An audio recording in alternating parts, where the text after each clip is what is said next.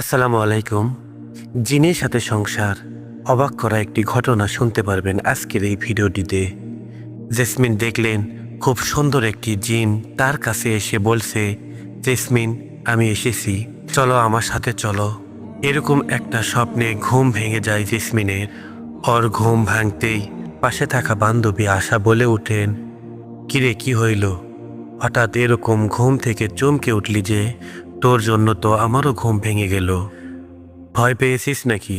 বান্ধবীর কথায় জেসমিন বললেন, জেসমিন আরে না, ভয় পাইনি। তোকে বলেছিলাম না, আমি মাঝে মাঝে একটা স্বপ্ন দেখি, কেউ আমাকে ডাকে, তার সাথে যেতে বলে। আজকেও সেই স্বপ্নটা দেখেছি, ওই জিনটা আমাকে ডাকছিল।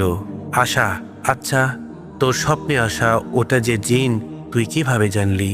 জেসমিন, আমি জানি ও মানুষ না। ও মানুষ হলে আমার শরীরে তাবিজ থাকা অবস্থায় ও আমার স্বপ্নে আসতে পারে না। আমি স্বপ্নে সেই জিনটাকে দেখতে পারি বলে মা বাবা আমাকে একটা তাবিজ পরে থাকতে বলে সব সময়। কিন্তু দেখ না, আজকে তোদের এলাকায় ওই পাহাড়ের ঝর্ণা দেখতে গিয়ে তাবিজটা হারিয়ে ফেলেছি। আর আজকেই সেই স্বপ্নে জিনটা এসেছে।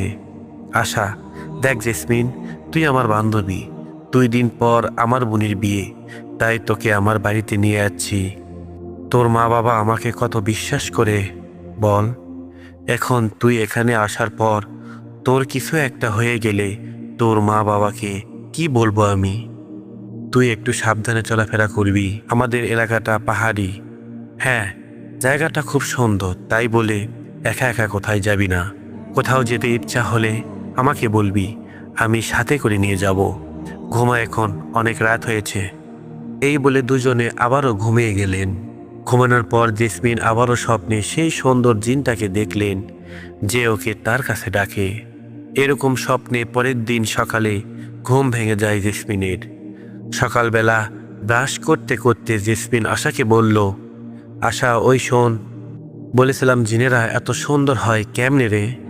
জেসমিনের মুখে কথাটা শুনে আশা বললেন, সকাল সকাল কি মাথা খারাপ হলো নাকি তোর? কি সব বলছিস? জিন কোথায় থেকে আসলো?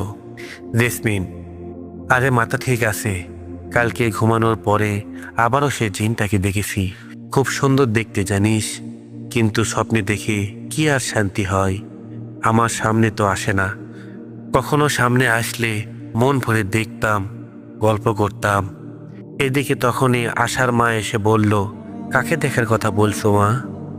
আশার মায়ের মুখে কথাটা শুনে জেসমিন বললেন, না মানে কারো কথা না আন্টি, আমরা তো গল্প করছিলাম। জেসমিনের কথায় আশার মা বললেন, ও ঠিক আছে মা, তাড়াতাড়ি ফ্রেশ হয়ে নাস্তা করতে আসো, আমি তোমাদের জন্য নাস্তা রেডি করেছি। কথাটা বলে চলে গেলেন উনি চলে যাওয়ার পর জেসমিন ফ্রেশ হয়ে চলে গেলেন নাস্তা করতে। আগামীকাল আশার বোনের বিয়ে, সেই সুবাদে বাড়িতে আত্মীয় স্বজনরা আসতে শুরু করেছে। আশাদের বাড়ির চারদিকটা বেশ সুন্দর।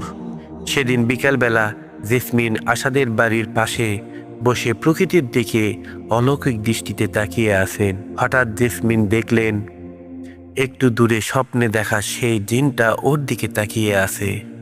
স্বপ্নে দেখা জিনটাকে দেখে জেসমিন কোনো কথা না বলে ওর দিকে এগিয়ে যেতে লাগলেন।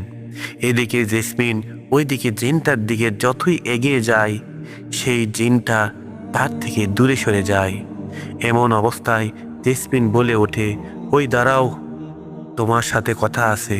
কে তুমি, শোনো? কিন্তু জেসমিনের কথায় কান না দিয়ে সেই জিনটা সেখান থেকে জঙ্গলের মধ্যে মিলিয়ে যায়। উফ, জিনটা চলে গেল। স্বপ্নে দেখা জিনটাকে বাস্তবে দেখে মনের মধ্যে আনন্দ নিয়ে জেসমিন আশাদের বাড়িতে ফিরে আসলেন।